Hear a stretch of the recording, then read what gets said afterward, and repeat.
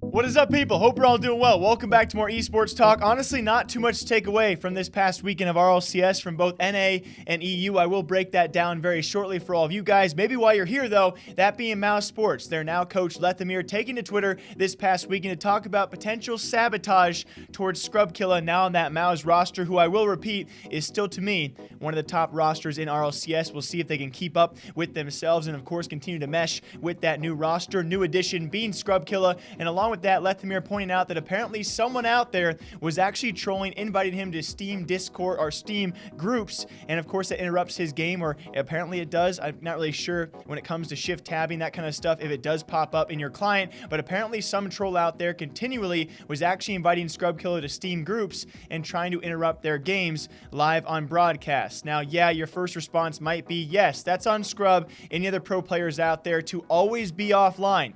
If you're going to be playing on your client, you got to be offline on pretty much anything else, because otherwise there might be some trolls, some terrible people out there trying to ruin your career or ruin at least a few games for you by continuing to do what they actually called out and supposedly maybe could be exposing sometime soon if this Steam user is found out.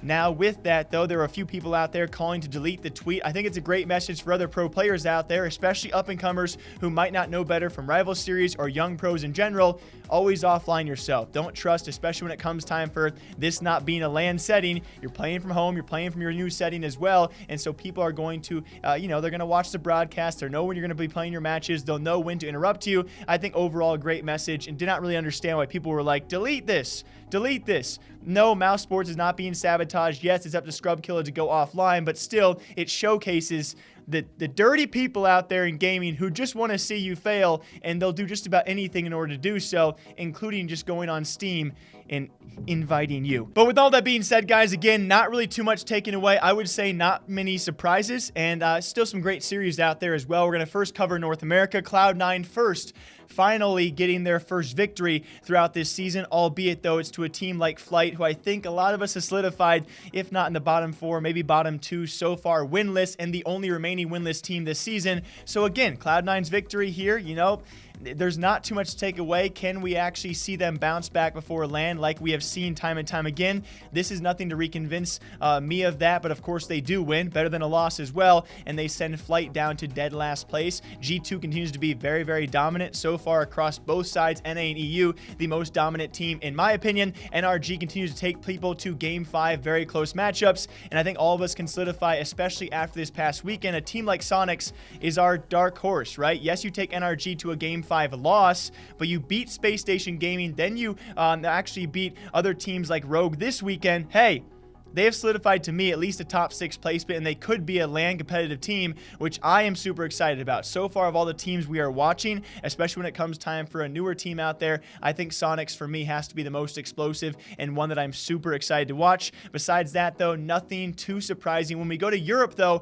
I would say it's certainly more of a concentrated top half of the group to the bottom half of the group. We have a solidified, really, bottom 4 teams, in my opinion, so far. Obviously, many matches coming up. Maybe a team like TSM can bounce back, but I don't see teams like AS Monaco doing it, but we're gonna find out, right? I don't want to make too many predictions because Rocket League is very hard to predict, but besides that, I will say the series of the weekend to me has to be Reynolds Vitality taking down Barca. Right? A very, very big victory there, especially when it comes time for taking 2 series this weekend. Before this weekend, I was not really sure on where Vitality was, so certainly these double matchup weekends, which will continue from now till season close, are going to tell us a lot of things. I still like the way Barca plays. They are still an incredible team. It's an incredibly close series and tough to analyze. I think Barca could have won this series, but that's a lot of series in Rocket League. Could have go either way, and especially when it's a 1-goal difference, it's tough to judge. Both those teams are certainly top 4 teams right now, in my opinion. Besides that, though, Veloce getting their victory against Reciprocity. I was super impressed by that. Sorry, I'm freaking out because I have a jersey here. The boys over at Veloce, I even called them Veloce the first time I talked about them. They sent us a jersey, so shouts to the boys over there. Definitely looking very impressive. But I would say, again, when it comes time for comparing both North America and Europe, there was not really too many surprises, and I really do think we're slowly but surely having our concentration of probably, top 6 teams in both regions. Certainly when it comes to both regions, I would say Europe, we have that established bottom 4. Things will change in the future, but as of right now, this weekend was a pretty solid performance and expected from most teams, in my opinion. And then very lastly, guys, I will leave it on one note of surprise maybe. That's going to be Dignitas. Really, certainly, given, we talked about Scrubkilla earlier over the offseason when he talked about we had some potential roster change rumors happening. I think supposedly of Yukio was going to be dropped on that roster. They couldn't find a replacement, so they stuck it out with Yukio, and Scrubkilla said they might have a bit of an awkward situation on their hands.